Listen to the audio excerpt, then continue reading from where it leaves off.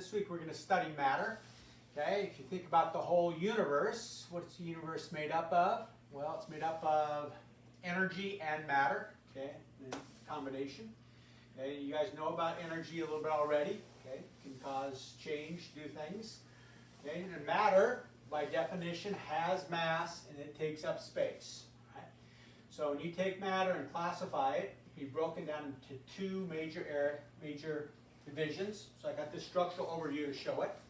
Okay, so it breaks down here into substances. Substances are pure, okay, so they have definite ratio of things. Okay, so they can either be elements or compounds. Okay, you guys already know a little bit about like the periodic table of elements, okay, which we'll get into later on with chemistry. Okay, but an element is defined as just having one atom type. Okay, so it's a pure substance, just one atom type. Okay, so for example, aluminum foil here. Aluminum is an element, as is lead, okay, iron. Okay, the oxygen you breathe, okay, you breathe in. The air is about 20% oxygen, okay, but you can isolate it. And I have Cu, copper, okay, so copper. Those would all be elements, pure substances, or pure things, so there would be a substance. Okay. Also, substances are compounds, okay, so compounds are two or more atoms together, okay, but they're always in a definite ratio. Okay, so most common one, maybe not most common, but common here on Earth, is water. Okay, distilled water is just H2O, so two hydrogens for every one oxygen. Okay, if it's distilled, that means it is pure. Okay, most water has some stuff mixed in it, which we'll get to mixtures. Okay, but pure water would be H2O. Okay, like a lighter, like for your lighting, like a butane lighter, C4H10, so 4 carbons, 10 hydrogens. Okay, sugar, C12H22O11, that's sucrose, so normal just table sugar, that would be a compound. Okay, as is NaCl or salt. Okay, so those would be compounds. Okay, they have a definite ratio. Okay, and sodium chloride is just one sodium, one chlorine. Okay, the other one, most things that are around us are mixtures. Okay, so mixtures have two or more substances, but there's no definite ratio. Okay, so you can have, it's not going to always be 2 to 1 or 1 to 1, 3 to 1. They can mix together in different ratios. Okay, but you can break those down into two different types of mixtures. Okay, homogeneous mixtures are evenly mixed. Okay, so think about the air around you. Air around you has oxygen in it, has nitrogen, and has some other gases, but they're blended together evenly. Okay. Soda pop. Okay, what's in this can is, of course, water, but inside the water you have the caramel coloring. You also have a lot of sugar, and you have carbon dioxide bubbles, carbonated water. It's dissolved in there. Okay, so that would be a homogeneous mixture. Steel, like this little steel ball, okay, it's actually a mixture, and sometimes that's called an alloy of different metals together, and some carbon in there too. Okay, this dough would be, this is a bread dough they're making up today. Okay, that would be all mixed together evenly. That would be a homogeneous mixture. Okay, the other type would be heterogeneous. Okay, so homo means same, hetero means different. So heterogeneous mixture would be unevenly mixed. So think like pepperoni pizza, where you have different places have different substances.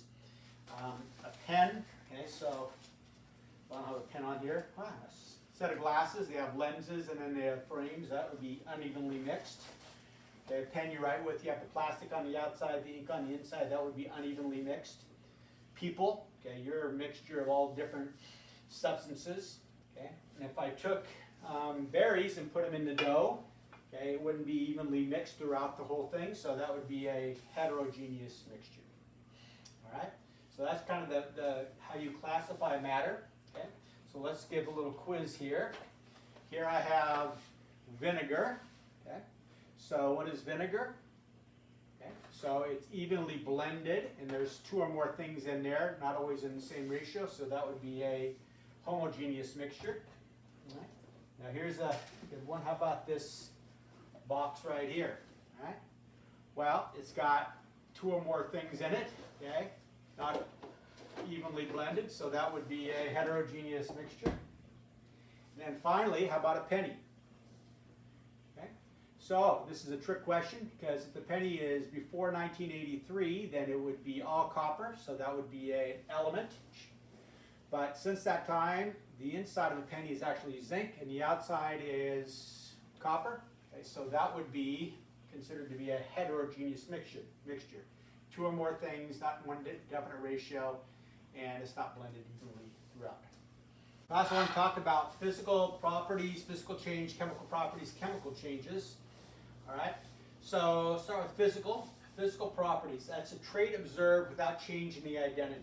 All right, so it can identify things. Okay, so for example, if I have this little lead weight here, okay, so lead has a certain color to it. Okay, you can identify it by the color. Okay, it also has a certain density. Okay, so many grams per milliliter. That can identify it. Okay, so it's a trait of it. It's got a certain boiling point. It's got a certain melting point. Okay, which is distinctive to it. Okay, so you can identify it with that. You can separate things by their physical properties. Other ones are like solubility, whether it's magnetic or not. And there's lots of things which identify things. That would be a physical property of something. A physical change is when the identity remains, okay, but you can have a change in size, shape, or state. Okay, so a great example is, of course, water. Okay, so here I have an ice cube. Of course, ice. What is ice? It's just solid water, so it's frozen water. Okay, H2O. If I hold on to this like this, squeeze it, transfer some heat to it, it will melt, and now I got liquid. Okay, so it's now in a different state. Okay, it is still water though, it's still H2O. And if I evaporated it, okay, just like that, it evaporates eventually into the air. It's in a gaseous state, but it's still H2O. Okay, so the identity remains, but it's, in this case, the state would change. Okay, if I took this and I broke it in half, okay, or broke it into pieces, now I have different sizes, different shapes, but it's still H2O. Okay, so those would be physical changes. Okay. Chemical properties is in chemical properties how something will react. Right. So if you take the classic vinegar here and put it with baking soda, you know it will react. Okay, so chemical property is how a certain substance will react. You know, an acid always reacts with a base, okay, to produce a salt, and there's certain things that how substances will react. That is a chemical property. A chemical change is when you change from one thing to another. Okay? So, for example, back to this vinegar, if I put some baking soda in here, okay, it would react. It would make something completely different. Okay, that would be a chemical change. So you're changing from one substance to another. Okay, that's an example of a chemical change.